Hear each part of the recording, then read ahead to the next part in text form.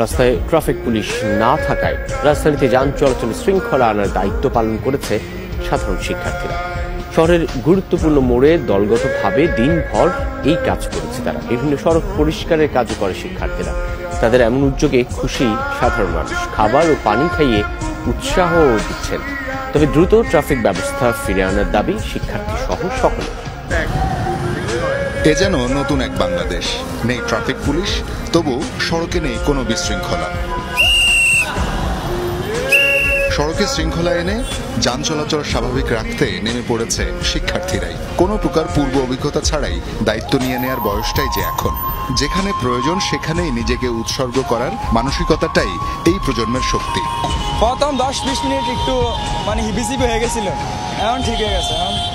সম্পূর্ণ ট্রাফিক পুলিশের মতো সিগন্যাল দিতে পারতেছে। উইদাউট এনি অ্যানাউন্সমেন্ট আমরা কিন্তু মাঠে নেমেছি এবং সেক্ষেত্রে আমরা দেখতে পাচ্ছি তাদেরকে যদি আপনি ভদ্রভাবে কথা বলেন, বুঝিয়ে বলেন, তারা অবশ্যই শুনতে চায়। প্রথমে ট্রাফিক ব্যবস্থাপনার হিসেব বুঝতে একটু অসুবিধা হলেও নিজেদের মধ্যে আলোচনা করে এক একজন বনে গেলেন এক্সপার্ট। ট্রাফিক পুলিশের কাজ কষ্টসাধ্য, এই উপলব্ধি থেকেই তাদেরকে শ্রদ্ধা জানান ভবিষ্যৎ বাংলাদেশের কাণ্ডারীরা। এখন আর কি ফিল করতেছি যে কত কষ্টের ভিতরে তারা এই কাজগুলো করে থাকেন। রোদ বৃষ্টি সবকিছু এক করে কিন্তু আসলে পরিশ্রম করে যাচ্ছে, অক্লান্ত পরিশ্রম করে যাচ্ছে। আমরা আজকে তাদের দায়িত্বটা পালন করতে এসে আজকে অনুভব করছি আসলে তারা কতটা কষ্ট করছে। একজন এক পাশে থাকবে, আরেকজন আরেক পাশে থাকবে, চারজন চারদিকে থাকলে তাহলে 8টা রোডই কন্ট্রোল হবে। জনগণের সাহায্য করতেছি যে রোডে কোনো দুর্ঘটনা না হয়, অ্যাক্সিডেন্ট না হয়, বাংলাদেশের জনগণ আপনার ভালো থাকুক, সুস্থ থাকুক, ঠিক আছে, এটাই আমাদের কামনা।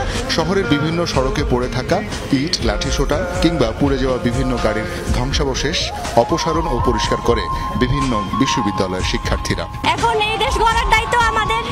এর জন্য প্রথম কাজ আমরা হিসাবে ধরেছি যে রাস্তাঘাট পরিষ্কার করা। এটা আমাদের দায়িত্বের ভিতরে পড়ে যে আমরা আমাদের দেশটাকে আরো সুন্দর করি। ছাত্রদের এমন উদ্যোগে খুশি সড়কে চলাচলকারীরা। মেনে চলছেন শিক্ষার্থীদের সংকেত। খাবার ও পানি দিয়ে ভালোবাসাও জানাচ্ছেন অনেকেই। জিজ্ঞেস করছে আপনারা লাঞ্চ করছেন কিনা, আমরা বলছি হ্যাঁ করছি, তারপরে তারা দিয়ে যাচ্ছে।